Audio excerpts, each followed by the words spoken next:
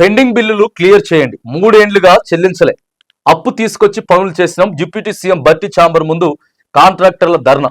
బిల్లులు రిలీజ్ కు కమిషన్లు అడుగుతున్నారని చెప్పేసి ఆరోపణల కాంట్రాక్టర్ల తిప్పలు మామూలు తిప్పలు కావాలి.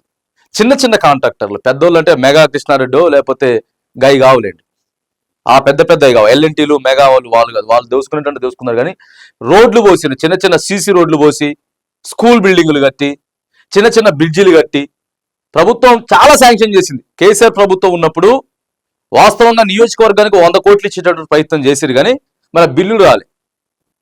అప్పుడు తప్పిదం కేసీఆర్ది కూడా ఉంది.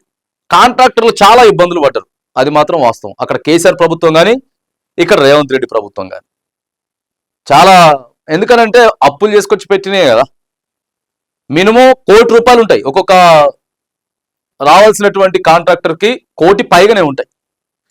మరి వీళ్ళంతా బిల్లులు ఇస్తామని చెప్పారు కదా ప్రభుత్వం వచ్చిన తర్వాత. మరి బిల్లులు ఏమైపోయినాయి?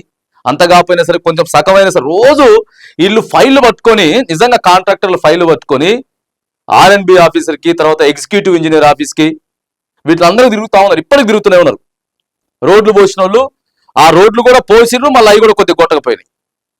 ఈ 3 ఏళ్ళ కొద్దిగా కొట్టకపోయినాయి కానీ బిల్లులు రాలే. నిన్న డిప్యూటీ సీఎం బట్టి విక్రమార్క ఆయన ఛాంబర్ ముందు ధర్నా చేసేటువంటి ప్రయత్నం చేశారు. కనీసం సగవాన్ని ఇవ్వండి బాబు, మాకు బిల్లులు ఆగమాగం ఉందని చెప్పి.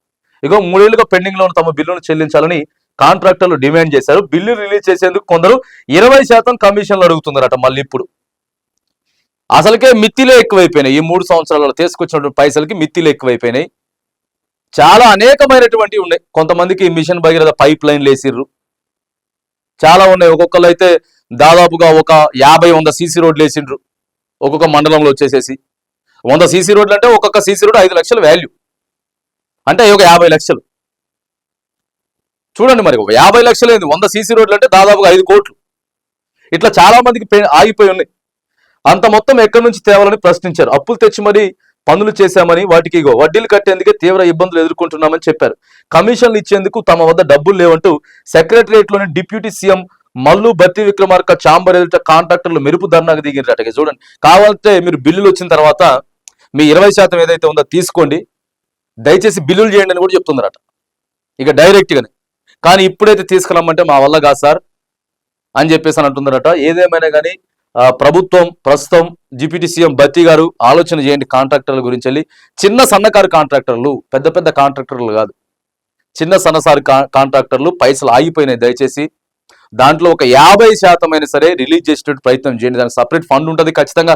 అవన్నీ ఫండ్ రిలీజింగ్ అయితేనే సో పనులు అవన్నీ కూడా మొదలు పెడతారు. కాబట్టి వర్క్ ఆర్డర్ వచ్చింది, ఖచ్చితంగా శాంక్షన్ అయింది, ఆడ సాయిల్ టెస్ట్ చేసిండ్రు, డిపార్ట్మెంట్ పోయింది, అన్ని అనుమతులు ఇస్తేనే కాంట్రాక్టర్ పని చేసిండు. ప్రభుత్వానికి తెలవకుండా అయితే ఏం పని చేయలేదు. కాబట్టి మళ్ళీ ముందుకు రారు. ఇప్పుడు ప్రభుత్వం మళ్ళీ ఇందిరమ్మ ఇండ్లు చేపడతా ఉన్నది. తర్వాత కొత్త మళ్ళీ ఇప్పుడు బ్రిడ్జిలు కట్టుకోవాలా, సీసీ రోడ్లు పోసుకోవాలా, మళ్ళీ అన్ని చేయాలి కదా. వాళ్ళకి కాంట్రాక్టర్లు వాళ్ళ ఫరం నుంచి చేయాలి. కాబట్టి ఒక 50% అయినా సరే దయచేసి కాంట్రాక్టర్లకి బిల్లులు ఇచ్చేటువంటి ప్రయత్నం చేస్తే పనులు సజావుగా నడుస్తాయి. దీని మీద ప్రభుత్వం ఆలోచన చేయాలి.